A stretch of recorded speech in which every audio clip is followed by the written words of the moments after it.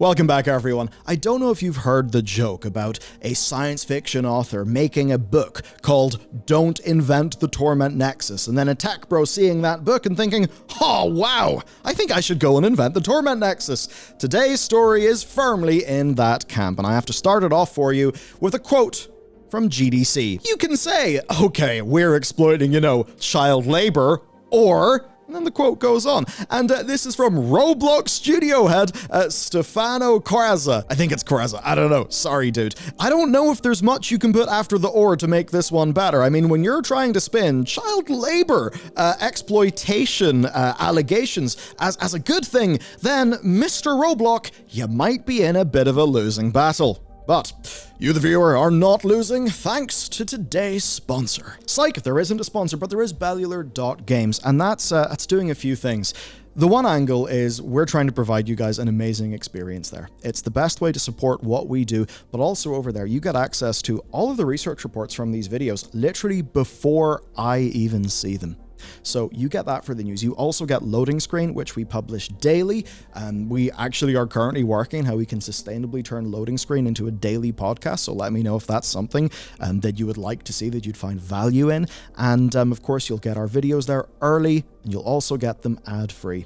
It's the best way to support what we do. We're in a time where, honestly, YouTube ad rates are awful. They are much worse than they were in times gone by. And that means that even though some of our numbers in this channel are up, the revenue number actually isn't. So it is the best way to support what we're doing. And when you look at the broader media landscape, I think we all want to shift away from ad-supported and directly to audience-supported, because number one, that means that our incentives are the most aligned that they can be, but it also means we don't have to think about adverts, we don't have to think about that kind of thing, we just think about serving the audience, which is what we do.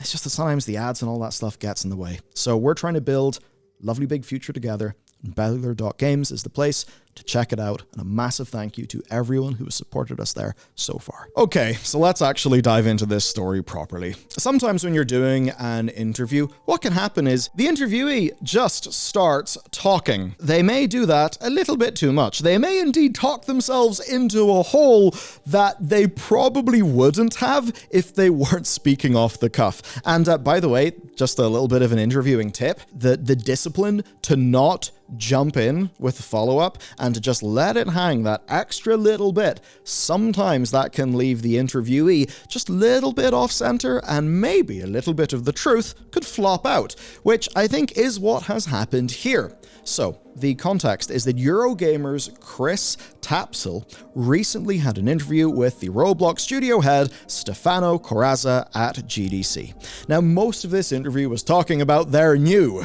AI-powered creator tools. Yes, of course, I mean, AI is going to be absolutely everywhere. But what these creator tools do is they can generate code, they can handle transitions, they can, auto-build 3D assets based on descriptions. Very much the sort of thing that one would expect to be talked about at GDC. But of course, Roblox is a company that is constantly in controversy. And that's because their audience is, of course, very much on the younger side of things. One could say that their audience is primarily the younglings. And as presented by this piece that was put together by People Make Games, I believe in 2021, it's an excellent piece of reporting that I wholeheartedly recommend you check out. Well, often those younglings are being presented with the constant marketing and the opportunity to make money for themselves by being Roblox content creators. Now, this obviously is a contentious topic, and it's definitely one that Mr. Corazza did not help with this interview, because when you say something off the cuff, I wouldn't say without thinking. I would say whenever your default words come out and they haven't went through that, that filter of, oh shit, maybe I shouldn't say these things. Whenever it just flops out like that, sometimes you end up finding yourself in the goofy position of trying to deflect questions around exploiting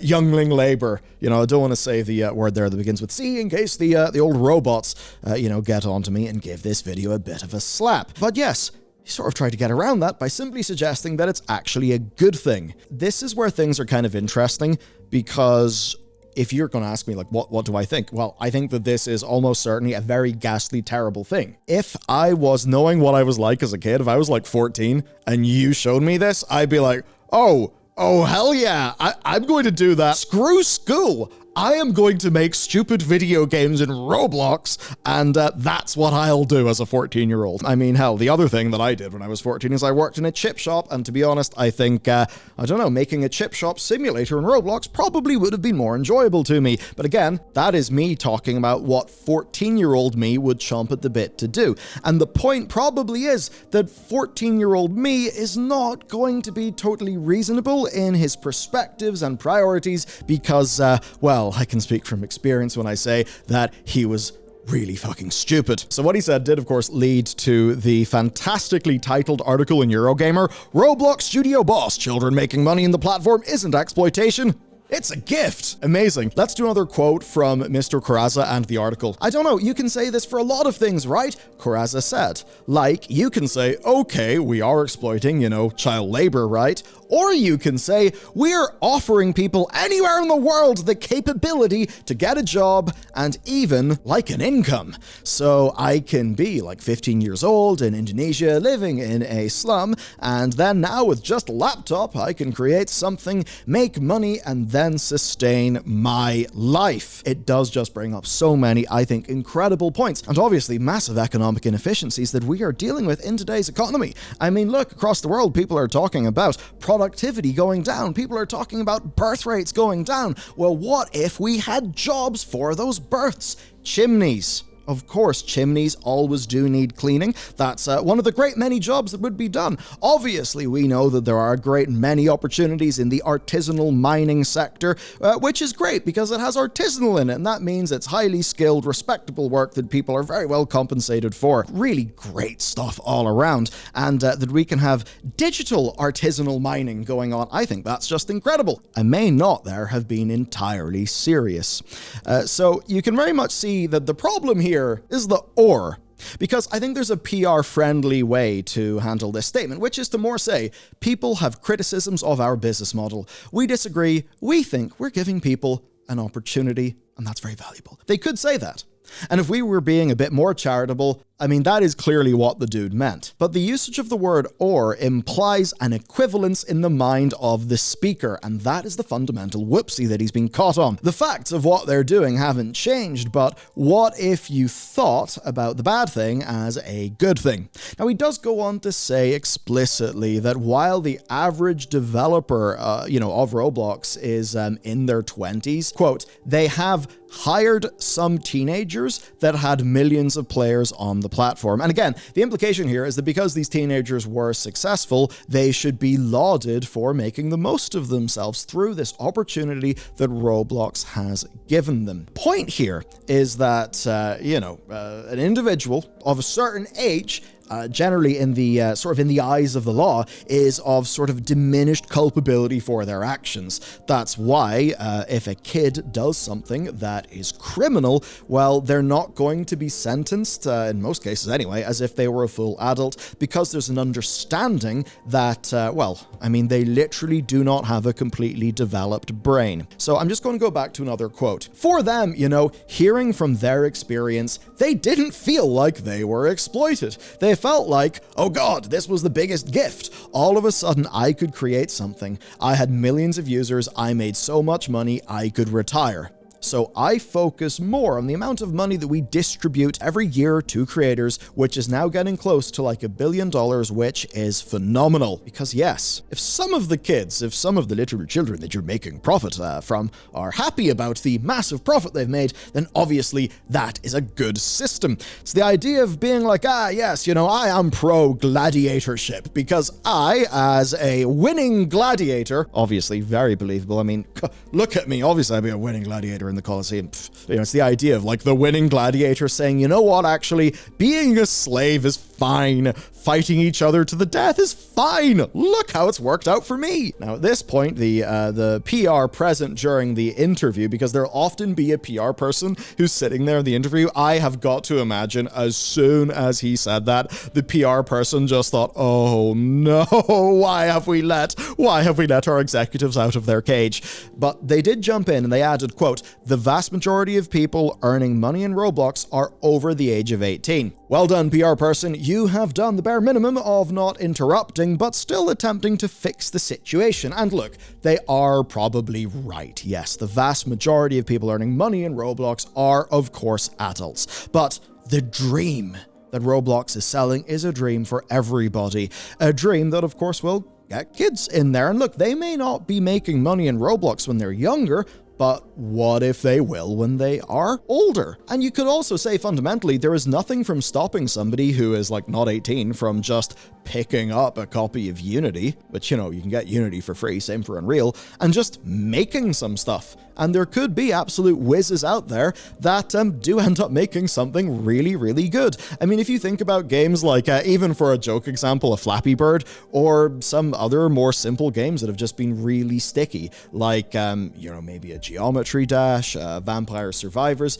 Yeah, that is maybe something that a younger individual could make. I think the idea of, you know, kids learning to code, learning these creative things, I think it's absolutely amazing. And one of the things that did kick off our own industry was hobbyists who got access to a computer at school, back when that was not a normal thing. Or maybe people who, you know, got their Commodore or their BBC Micro or something like that and started programming their own little games. That is, I think, a marvelous, marvelous thing that I completely support. It's just that when we're kind of here in this situation, it is undoubtedly it's a pretty fraught issue. So how many kids are making content for the game that doesn't make money, but definitely does pad out libraries, pad out stats? That's maybe a question that Corazza is trying to sidestep here. He does suggest, though, that these kids are absolutely benefiting from their experience from Roblox, learning coding and being ready for their future. But with that, there is an unspoken truth that is clear that, again, they're doing all of this for the benefit of Roblox in order to accomplish a dream that Roblox are selling them, because they're not learning Unity, they're not learning Unreal, they're doing everything within Roblox. So whenever Corazza says that, obviously the point is that, well, what if a lot of those people in their 20s making lots of money in Roblox, what if they in fact started learning when they were younger? And then the thing is that, sort of air gap that. Is that right? Is that okay? And I mean, it is. I fiddled around with Unity when I was like 15, 16. Very early versions of it, mind you. I did the same with some little stick figure animations, that sort of thing. With YouTube as well, loads of people start fiddling around with YouTube when they're younger. Look at Marques Brownlee. I mean, do you remember that time a few years ago, his first video, or like one of his early videos when like he's so young, it just like spread everywhere on YouTube, and everyone's thinking, wow, why have you done this algorithm? But the point there is, like, you could say YouTube made this expectation for young Marques and blah blah blah, and then they molded him into the man that he is today, and now they profit off him. Yet of course for Marques that has worked out very well indeed. So when talking about this, I'm not trying to just take a very, very narrow view. I think that this is a broad issue because it's tied into education. Education is extremely important, and realistically not all schools are doing an amazing job of that education. There's definitely a lot of cases where I learned more, right? Like between Total War games, Wikipedia, and then going to, I suppose, more authoritative sources, I learned far more about history than I ever did in history class, and it sparked off a lifelong passion. So the way that games can empower our curiosity and, just our interest, and in this case, skills, that is amazing. And look, if, let's just say I come across a CV in a few years' time, and somebody says, okay, well, I do C#, I do Unity, I did some Roblox and Fortnite things, when I was younger or whatever, I'd be thinking, oh dear God, the youth are so far ahead of us. Because, when did I first properly touch coding? University. Someone who's doing this, when did they first properly touch coding and programming related concepts? Far younger, when their brain's more plastic, and they're probably doing so with that higher degree of passion than being, extruded through a university course. And I think in that there is a real pro. It's that challenging thing. The incentives here for Roblox are awful. And I mean, the headline of the Eurogamer article as an example. But I think that tools like this for kids to express themselves, that is absolutely incredible. You know, it's like, I'd like to be a father someday. And, you know, if I end up with a kid who's interested in code and is making, you know, games, I mean, obviously there'll be things that I'd have to do to be responsible, you know, in guiding them through that. But fundamentally, that would be pretty damn awesome. I mean, modding has always been a big part of games, and there's never really been an issue there with people choosing to go and expand a game's content or features or fix bugs for their own personal satisfaction and interest. And I think a young person showcasing their talent, their skill, and building something that they want to sell or, you know, share to the world, that does feel like a reasonable thing. And in an industry where user-generated content is constantly being touted as the next big thing, well, I think then we do have to actually be a bit more cautious, because there's a lot of these principles, and it's one of those things that I know me and Matt have been talking about just personally a lot lately. There's principles that we all hold, and I've certainly talked about many principles today. But then there's the pragmatism angle. So your principles are fine, but no plan, you know, nothing survives contact with the enemy, and I think very few principles survive contact with a very, very complex system of incentives. And of course, where you have very, very asymmetric power relationships, such as Roblox users and Roblox themselves. So when big companies are having, you know, kids make the content, even when those kids get paid, well, the company's directly benefiting from that. That is different to just, you know, somebody building a mod that takes off. That is a workforce that partially is not made up by adults. I think for the most part, I want to kick this one over to you. I know that our audience actually skews older than my own age, so I know that like many of you have kids. Now, what do you think about this if you have kids? Because like from my perspective, you know, if I had a kid and they were, you know, coding and making game things, I mean, I would be absolutely over the moon at that sort of thing. I think that would be absolutely amazing. And then if it, you know, the idea of like, oh, look at that, kids earning money, that can be good. I mean, as an example, right, when I was growing up, was I used as child labor? Yes, I was. I worked at a chip shop when I was 13 and 14, and in many ways it was shit. But you know what it did do? It gave me 8 hour, 7, 8 hour, whatever they were, shifts that were mind-numbingly boring. It taught me a bit of discipline, and it meant that whenever I got, you know, my £3.50 an hour from doing that, that whenever I bought a video game or something, I actually felt like I earned it. And it was one of those things, like we didn't have to do it for money. I was very lucky with how I grew up, but you know, my parents always knew like, oh no, you need to know the value of money. Do you like video games? Cool. You'll get them birthday and Christmas. Outside of that, you have got to buy them all. But of course, you know, then rather than just give me pocket money, it would be stuff like, well, okay, go dig foundations with your dad. Go, you know, wheel concrete off the lorry into the foundation, whatever it may be.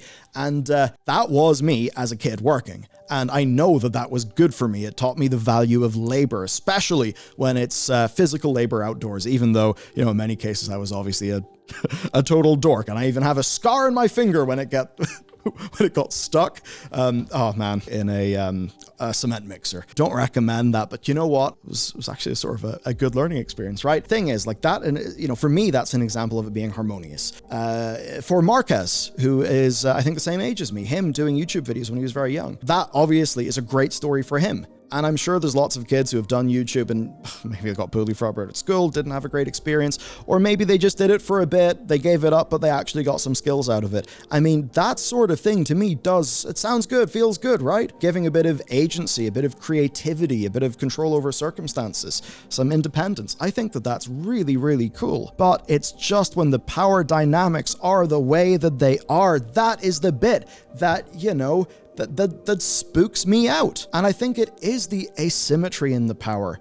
And that is something when you go to bad labor conditions across the world that you see. I mean, very far from any talk about a union. I made a joke about artisanal mines there, but if you actually look into that, it is morally shocking to the core what goes on. You look at, say, workers from Nepal, you know, who were shipped into Qatar to, you know, to build the World Cup stadium and all of that labor there. And yes, you know, it's obviously not child labor. That's, you know, full adults making that decision. But often things end up being different when they actually arrive in country and they don't have any ability to advocate for themselves. Sometimes their passports are taken away. But the point there is the power asymmetry. I think that if this is something that'll be happening more and more and more, I do think that there needs to be a structural solution to righting that power imbalance, actually. I do think that that is extremely important. And, I made a joke at the top about the Torment Nexus, and that reminded me of, there was one time I was in the car, and then I was listening to, perhaps inadvisedly, but whatever, I was listening to The Zuck. Yes, Mr. Zuckerberg talking to Lex Friedman, because I wanted to see, okay, well, what is the Zuck doing? Obviously, going into that, I knew that this was very much Zuckerberg's, hey, I'm a good boy tour. But in that, they were talking about Ready Player One, right? And I just kind of thought, okay, like him or not, Zuck's probably some sort of genius. Like, he probably, when I say genius, by the way, I mean just he's likely a very, you could say, high IQ individual, which is just to say, he probably has a very strong processing power in his head that has likely helped him to get where he is today. And when you just hear these people who are smart, who, talk about philosophy and all of that, and they're just like, oh yeah, Ready Player One, that's great. Isn't that amazing? We should build it. And you kind of think like, guys, what are you doing? How are you blind to the obvious bad? And that's why people, do the reductio ad absurdum and just say, sci-fi author makes Don't Invent the Torment Nexus, a best-selling book. What does a tech bro do? Immediately thinks the book is cool and builds the Torment Nexus. And I just worry that kind of thing is happening here. I do not want what I say to be seen, though, as saying that it's, bad for people to be tinkering around, making this sort of thing, I think, look, if somebody's got an entrepreneurial spirit and they're young, like, absolutely have at it. Maybe that's the person that can go on to truly amazing things if that creativity and that fire can be sparked and can be harnessed, of course, in a responsible way. I just want to know, especially if you are a parent, what do you think here? What do you think? And then what do you think, if you do believe that something should be done, what do you think an actual workable solution would look like? I would love to hear from you. That's it from today anyway. Don't build the Torment Nexus, and I'll see you again tomorrow.